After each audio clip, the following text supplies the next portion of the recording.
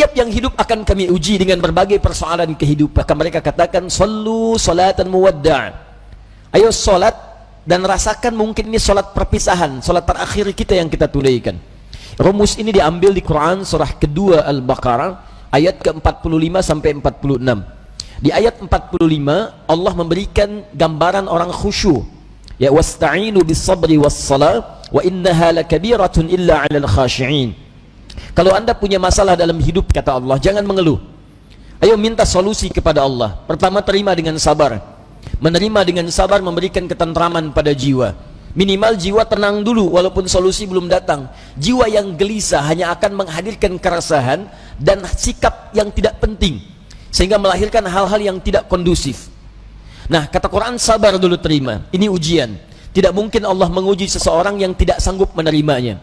Kaidahnya mengatakan, la yukallifullahu nafsan illa wus'aha. Allah hanya akan menguji seorang hamba kalau dia sanggup menerimanya. Kalau anda sekarang bawa masalah yang sangat besar, itu hanya anda yang sanggup, yang lain tidak. Makanya anda yang diuji, bukan orang lain. Terima dengan sabar, ada pahala di dalamnya. Bukankah anda ingin dekat dengan Allah? Dekat dengan Allah itu kuncinya kesabaran.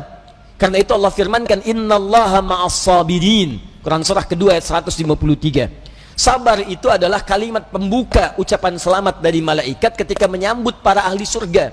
Bukankah anda ingin masuk surga? Maka di Quran surah ke-13 ayat ke-24, malaikat disebutkan dalam Quran menyambut ahli surga pertama kali dengan kalimat sabar.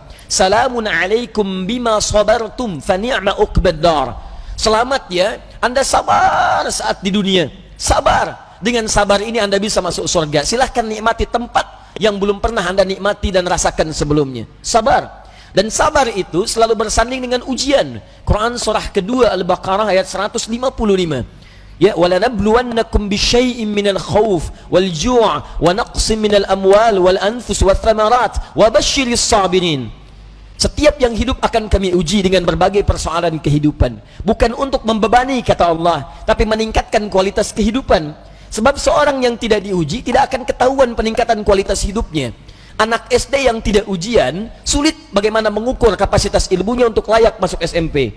Anak SMP yang tidak ikut ujian sulit diukur apakah kualitas keilmuannya bisa enggak masuk dia ke SMA. Demikian dalam hidup, ketika kita diuji, hakikatnya Allah ingin meningkatkan kualitas kehidupan, bukan ingin membebani hidup kita menjadi banyak dengan persoalan. Ada yang gelisah, kata Quran. Ada yang kemudian berkurang harta benda. Ada yang makanannya kemudian belum didapati. Ada yang sakit sampai dengan wafat. Ada yang proyeknya mungkin diambil oleh orang lain. Tapi kata Allah, berbahagialah ketika anda diuji dengan itu semua. Hal yang anda lakukan pertama kali adalah sabar. Wabasyiris sabirin. Sabar. Tapi yang paling menarik, sabar itu tidak mudah. Tapi ada yang lebih susah dibandingkan dengan sabar, yaitu khusyuk. Khusyuk. Karena itu ketika Allah menyandingkan sabar dengan khusyuk, wasta'inu bis-sabri was-salah. Jika anda punya masalah, terima dulu dengan sabar, minta tolong lewat salat. Tapi salat tidak mudah, illa 'alal khashi'in, kecuali bagi orang khusyuk. Khusyuk lebih sulit dibandingkan dengan sabar. Ketika Allah sandingkan antara sabar dengan khusyuk dalam salat, maka kata gantinya hanya menunjuk kepada salat. Wa innaha, bukan wa innahu.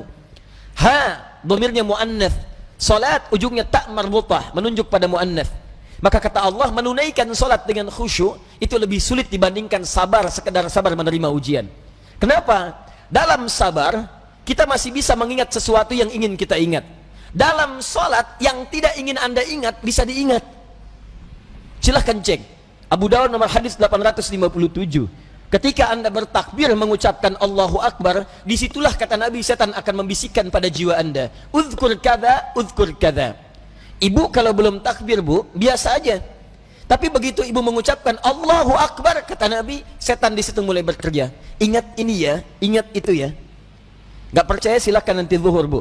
Begitu ibu takbir, handphone, ingat WhatsApp belum dibalas, miss call belum dijawab, entah itu khairayara atau miss call syarayara. Mesti ingat tuh. Bahkan kata-kata saya ini ibu akan ingat tuh. Begitu ibu takbir, mulai bekerja. Ingat ya, kata Ustaz Adi, setan akan bisikin tuh. Itu setan, bu, bukan saya. Muncul dia. Ya, hatta la yash'ural musalli kam rak'atan yusalli. Sampai-sampai orang salat, kata Nabi nih, kalau Nabi bicara pasti akan terbukti. Sampai-sampai orang sholat, ada yang tidak sadar berapa rakaat sedang menunaikan sholatnya. Oh. Muncul. Nah, kalau anda ingin khusyuk bagaimana caranya? Ayat 46-nya mengatakan, ini poin kita. Alladzina yadhunnuna annahum mulaqu rabbihim wa annahum ilaihi raji'un. Alladzina yadhunnuna annahum mulaqu rabbihim.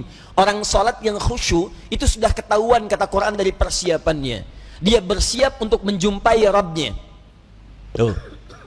Dia sudah punya persiapan menjumpai Rabbnya, Allah yang merawat dia, mengampuni dosanya, menyembuhkan dia saat sakit, memberikan kecukupannya, memaafkan salahnya, mengampuni dosanya, memberikan segala yang dibutuhkan. Maaf, pimpinan perusahaan saja hanya memberikan pada anda bekal kehidupan dari gaji atas pekerjaan yang anda lakukan. Anda sekarang diundang sama pimpinan jam 9 misalnya datang, bukankah persiapannya luar biasa? Mandi, cari pakaian yang bagus, ya, kemudian mohon maaf sekali, sepatunya pun sampai dibersihkan dulu, rapi-rapikan, datang dengan penampilan luar biasa. Nah, orang yang menghadap pencipta pimpinan, pencipta segalanya, Malikul Mulki, menghadap kepada Allah, itu kata Quran kelihatan dari sejak persiapan akan beda dengan yang lain.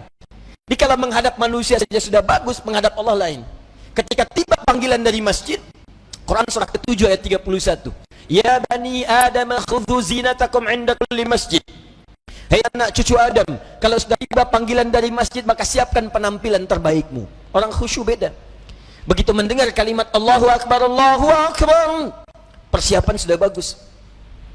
Nah, jadi kalau anda sudah merasakan persiapan seperti itu, maka ketahuilah Allah sedang mencintai anda karena sedang meresapkan kekhusyuan dalam jiwa anda. Tapi kalau sebaliknya, dengar azan masih santai. Kok masih santai? Belum qomat. Dengar qomat belum siap-siap. Atau bahkan lebih dahsyat, dengar azan tapi sudah menolak.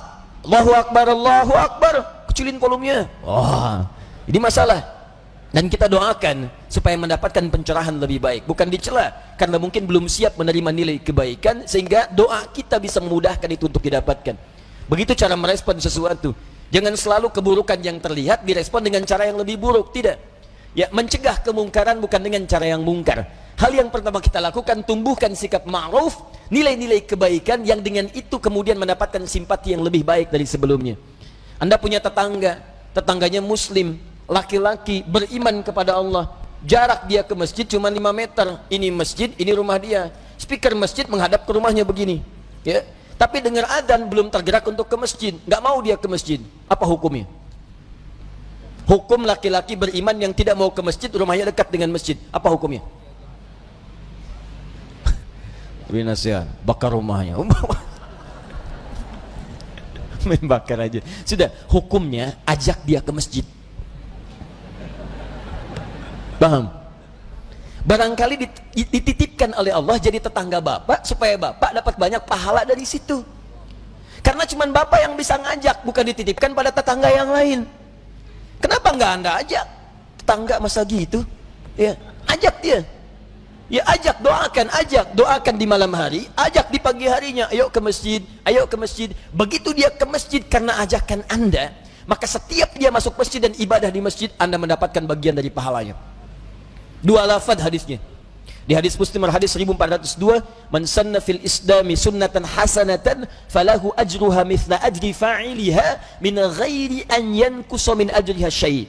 Siapa yang mengoptimalkan sunnah-sunnah kebaikan dalam Islam, mengajak pada sesuatu kebiasaan dalam Islam, diikuti oleh orang lain, maka dia mendapatkan pahala dari yang mengikuti itu tanpa dikurangi sedikit pun. Sunnah kebaikan berjamaah, sunnah yang sangat ditekankan. Ayo ke masjid, ke masjid, ke masjid. Begitu orang itu ke masjid, baru masuk masjid, anda mendapatkan pahala dari orang itu tanpa dikurangi sedikit pun. Saya kasih info, kita ini baru nyampe masjid, alhamdulillah, di hadis Muslim disebutkan sudah mendapatkan 25 kebaikan. 25 itu 1 ke 2 jaraknya 500 tahun, 2 ke 3 500 tahun, 3 ke 4 500 tahun, sampai ke 25-nya baru masuk. Nah, orang yang bisa mengajak orang lain ke masjid, begitu orang itu masuk, dia mendapatkan otomatis transfer pahala sama persis 25 tanpa dikurangi sedikit pun. Itu belum tahiyatul masjidnya, belum bacaan Qur'annya, belum zikirnya, luar biasa. Nah, saya kembalikan kepada yang awal, maka orang-orang khusyuk itu dari penampilan sudah ada. Kemudian dia datang menunaikan sholat, Bagaimana perasaan saat akan menunaikan? Kenapa pakai pakaian yang bagus? Kenapa wudhu dulu? Quran surah 5 ayat 6. Kenapa dia sempurnakan wudhunya? Alasan paling utamanya bukan sekedar sholat. Wa annahum ilaihi raji'un. Dia merasa mungkin ini adalah sholat terakhir yang dia tunaikan, dan mungkin dalam sholat itu dia akan pulang kepada Allah subhanahu wa ta'ala.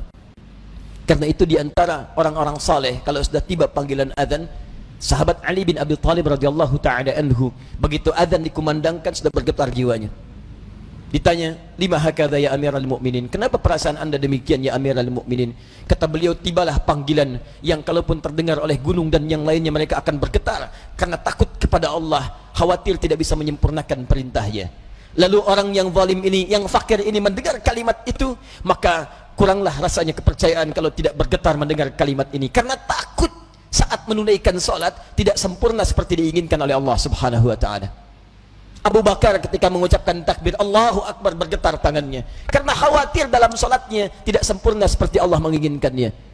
Dan yang lebih dikhawatirkan dalam ketidaksempurnaan itu, wafatlah ia dipanggil oleh Allah subhanahu wa ta'ala.